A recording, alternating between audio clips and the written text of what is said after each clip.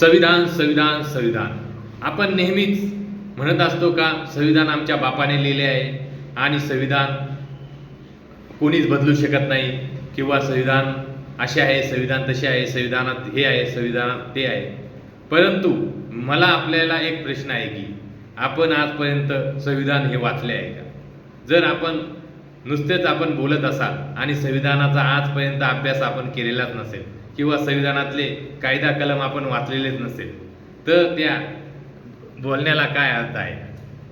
तर सर्व समाज बांधवांना विनंती आहे की सर्वांनी संविधान नुसते आणून घरात ठेवू नका, तर त्याचं वाचन करा. त्यातून आपल्या हक्क अधिकार याची सर्व आपल्याला माहिती मिळते. संविधान म्हणजे काय हे पहिले आपण समजून घ्या.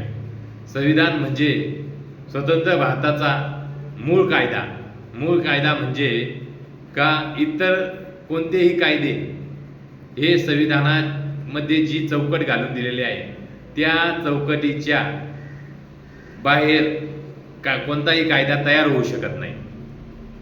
म्हणूनच संविधान हे सर्वश्रेष्ठ मानले जाते. कारण की का आणि संविधानाचा यापूर्वीच्या कायद्यावर काय परिणाम होतो हे पण समजून घ्या. ज्यावेळेस संविधान अंमलात आले त्यापूर्वी भारतात अनेक वेगवेगळे कायदे होते. त्यामध्ये प्रामुख्याने संविधान अंमलात आले त्यावेळी प्रामुख्याने जास्तीत जास्त कायदे हे ब्रिटिशांनी तयार केलेले होते. तसेच अजून कितीक लोकांना माहिती नाही की ब्रिटिशांनी जे कायदे केले त्या व्यतिरिक्तही अजून निजामशाह्या होत्या, आदिलशाही होती, निजामशाही होती, ह्या अजूनही अस्तित्वात होत्या. हैदराबादचा निजाम स्वातंत्र्यापर्यंत अस्तित्वात होता आणि त्यांचे पण वेगवेगळे कायदे होते. तर संविधान ज्यावेळेस सर्व भारताला लागू करण्यात आले, सर्व भारताचा त्यात समावेश केला गेला, तर त्यामध्ये एक कलम घालण्यात आलेले आहे की ह्या संविधानाशी विसंगत असलेले सर्व कायदे रद्दबातल ठरवण्यात येतील. जिथपर्यंत ह्या संविधानातील तरतुदीशी विसंगत असतील असे कायदे सगळे रद्दबातल ठरवण्यात येतील. म्हणजे संविधानामध्ये समानतेचा अधिकार सांगितलेला आहे आणि जर एखादा कायदा समानतेच्या विरोधात आहे, एखाद्याने मर्डर केला आणि एका कायद्यात मनुस्मृतीसारख्या कायद्यामध्ये त्यामध्ये सांगितले होते का एखाद्याने मर्डर केल्यात जर तो शूद्र असेल तर त्याला फाशीची शिक्षा, जर तो वैश्य असेल तर त्याला 10 वर्ष शिक्षा, जर तो क्षत्रिय असेल तर त्याला 5 वर्ष शिक्षा आणि जर एखादा इसम उच्चवर्णीय असेल तर त्याला फक्त नुसतं प्रायचित्त.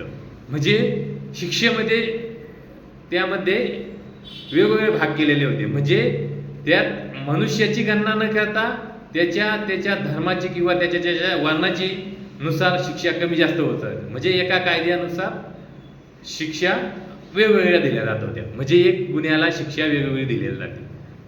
म्हणूनच संविधानात कलम टाकलं गेलं की या संविधानाच्या विसंगत कायदे असतील म्हणजे तर ते रद्दबातल समजले जातील.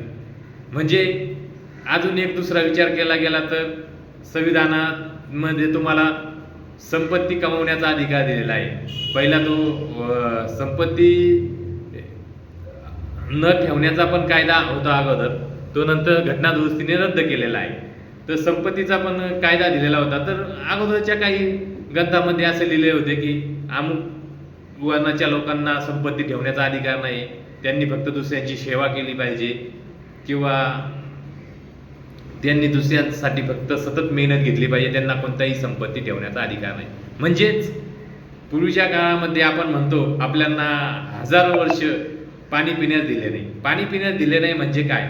तर कितीक लोक असं म्हणतात की पाणी प्यायला दिले नाही म्हणजे मग तुम्ही एवढे शूर होते, तुमच्याकडं एवढी ताकद होती तर तुम्ही पाणी स्वतःच्या विहिरी का खोदल्या नाही किंवा काय केलं नाही. पण मी सर्वांच्या अशा लोकांच्या लक्षात आणून देऊ इच्छितो, तसेच आपणही लक्षात घ्या, लोकांना सांगा की संविधान अंमलात येण्याच्या अगोदर भारतात वेगवेगळे कायदे होते. ते ब्रिटिशांनी केले होते. ब्रिटिशांच्या अगोदर असलेले मोगलच्या अगोदर जे सुलतान, जे वेगवेगळे मुस्लिम शासकांनी भारतावर राज्य केले, तर त्यांचे वेगवेगळे कायदे होते. त्या व्यतिरिक्त मुस्लिम किती लोक होते? थोडे होते, तरी त्यांनी हजारो वर्ष राज्य केले आपल्यावरती. पूरक हिंदू होते, पण हिंदू मध्ये जे कायदे होते, तर ते कायदे हिंदूंना लागू होत होते व मुस्लिमांचे कायदे मुस्लिमांना लागू होत होते. त्या व्यतिरिक्त कोणतेही राजे होते, राजाचे कायदे वेगवेगळे कायदे तो त्याच्या परिसरात लागू करत होता. म्हणजे भारत स्वतंत्र झाला त्यावेळेस वेगवेगळे संस्थानिक होते, वेगवेगळे राज्य होते, तर त्या प्रत्येक राज्यात त्या राज्याचा किंवा त्या वेगवेगळ्या यांचा वेगवेगळे कायदे चालत होते. तर ते कायदे चालू असतानाही राजाचे वेगळे नियम होते प्रत्येक राजाचे. तसेच धार्मिक ग्रंथानुसार जे मनुस्मृती किंवा अजून धार्मिक ग्रंथ होते, त्यानुसार ते वेगळे काही कायदे होते. आणि धार्मिक ग्रंथाचे कायदे देखील पूर्ण राज्यामध्ये प्रत्येक राज्याच्या याच्यात चालवले जात होते. आणि मग काय व्हायचं का, धार्मिक ग्रंथ समजा मनुस्मृती आहे, तर मनुस्मृतीनुसार शूद्र व्यक्तींना संपत्ती ठेवण्याचा अधिकारच दिलेला नव्हता. म्हणजे उद्या जर तुम्ही संपत्ती कमवली तरी तुम्हाला ती ठेवण्याचा अधिकार नव्हता. उद्या तुम्ही विहीर जरी खणली जाऊन, तर मी विहिरीचं उदाहरण दिलं होतं, तर त्या विहिरीच्या बाबतीत सांगतो की जर शूद्रांनी एखाद्या जाऊन विहीर खणली बाबा सार्वजनिक ठिकाणी किंवा कुठे, तर तुम्हाला संपत्ती ठेवण्याचा अधिकार नाहीये असं सांगून ती विहीर समाज पंचायत किंवा राजे कायद्यानुसार बाबा तुम्हाला संपत्ती ठेवण्याचा अधिकार नाही म्हणून ज्यांना संपत्ती ताब्यात ठेवण्याचा अधिकार आहे असे लोक ती विहीर त्यांच्याकडून शुद्ध लोकांकडून हिसकावून घेत होते. तर हे आपण लक्षात घेतले पाहिजे. आणि विहीर हिसकावून घेत असतानाच आपण काही संपत्ती असली तर बाबा त्याच्यापेक्षा जास्त संपत्ती असेल ती देखील हिसकावून घेतली जात होती. म्हणजे जर संपत्ती म्हणजे विहिरी काय दुसऱ्यांनी खणल्या असं नाही, शूद्रांनी खणल्या विहिरी, परंतु तुम्हाला संपत्ती ठेवण्याचा अधिकार नाहीये असे म्हणून कितीक विहिरी त्यांनी ताब्यात घेतल्यात. आता याला आधार काय, तर कसं असतं, आता समजा एखाद्या गावामध्ये एखादा इसम आहे, तो खूप पॉवरफुल इसम आहे, त्याच्या बाजूने खूप लोक आहेत, परंतु त्याच्या मागं 1000 लोक आहेत, परंतु त्याने एका इसमाच्या पाठीमध्ये काठीने मारले. तर काठीने मारले म्हटल्यावर काय होतं, किंवा त्याने एखाद्या इसमाला व चाकूने वार केले भांडणामध्ये, तर आता तो खूप पॉवरफुल इसम आहे, परंतु कायदा काय सांगतो, कायदा सांगतो की पोलिसांना कायद्याने अधिकार दिलेले आहे. काय एखाद्या इसमाने गुन्हा केला, तो कोणीही पण असो, गुन्हा केला तर त्याला शिक्षा देण्याचा अधिकार न्यायालयाला आहे आणि त्याची त्याची कार्यवाही करण्याचा अधिकार पोलिसांना आहे. तर त्याला अटक करणे आणि बाकीची कार्यवाही करून त्याला कोर्टात हजर करणे हे पोलिसांचे काम आहे. तर मग काय होत होतं, जर एखाद्या इसम खूप पॉवरफुल इसम आहे आणि त्याने एखाद्याची वर वार केले, त्याच्यावर गुन्हा दाखल झाला, तर समजा 1000 लोक गावामध्ये थांबलेले आहे, परंतु दोनच पोलीस आले आणि ते म्हटले बाबा आम्ही याने असा गुन्हा केलेला आहे, आम्ही त्याला घेऊन चाललेलो आहे आणि कायद्याने याला शिक्षा सांगितलेली, आणि त्यांनी ते कायद्याचं पुस्तक दाखवलं का कायद्यात अशी यांनी गुन्हा केल्याने यांना शिक्षा दिलेली आणि आम्हाला कायद्याचे रक्षक म्हणून नेमलेलं आहे आणि आम्ही त्याला घेऊन जाण्यासाठी आलेलो. मग एवढे लोक जरी असेल तरी त्या 2 लोकांना ते विरोध करत नाही, किंवा बाबा बाकीचे इतर जे लोक असेल ते पण म्हणतात नाही कायद्याने त्या पोलिसांना अधिकार आहे, ते त्यांना घेऊन जाऊ शकतात आणि त्यांना त्याला कोर्टात हजर करायचं आहे. म्हणून त्याच पद्धतीने जर एखाद्या शूद्रांनी काही संपत्ती ठेवली, एखादी विहीर खोदली, एखादा राजवाडा बांधला, तरी देखील मनुस्मृतीसारखे ग्रंथांमधील नियम दाखवून तुम्हाला संपत्ती ठेवण्याचा अधिकार नाही. म्हणून काही लोक ती संपत्ती ताब्यात घेत होते आणि ती ताब्यात घेत असताना त्यास इतर कोणतेही लोक विरोध करत नव्हते, कारण ते सांगायचे की त्यांना कायद्याने अधिकार दिलेला आहे संपत्ती ताब्यात घेण्याचा आणि यांना संपत्ती ठेवण्याचा अधिकार नाही. तर ही परिस्थिती अशी आहे. त्यामुळे सगळं संविधानिक कायदे समजून घ्या, हे माझे म्हणणे आहे. आता त्या संविधानाच्या याच्यानुसार कित्येक लोक असे म्हणतात की आरक्षण फक्त किती वर्षासाठी दिले होते, 10 वर्षासाठी दिलेले होते. हे सगळं अज्ञानपणाचं लक्षण आहे. जर आपणही त्या दृष्टीने जर कोणी आपल्याला फक्त म्हटलं आरक्षण 10 वर्षासाठी दिलेले आहे, तर आपल्याला ते माहीत पाहिजे ना काय का 10 वर्षासाठी दिलेच होते, का जास्त दिले होते, का कमी दिले होते. तर त्यासाठी आपल्याला मुळात काय करणे गरजेचे आहे, संविधान वाचणे गरजेचे आहे. मुळात आरक्षण 10 वर्षासाठी दिलेलं नव्हतं, फक्त राजकीय आरक्षण हे 10 वर्षासाठी दिलेलं होतं. शैक्षणिक आरक्षण आणि नोकऱ्यामध्ये आरक्षण यासाठी त्यांनी कोणतीही मर्यादा घातलेली नाही.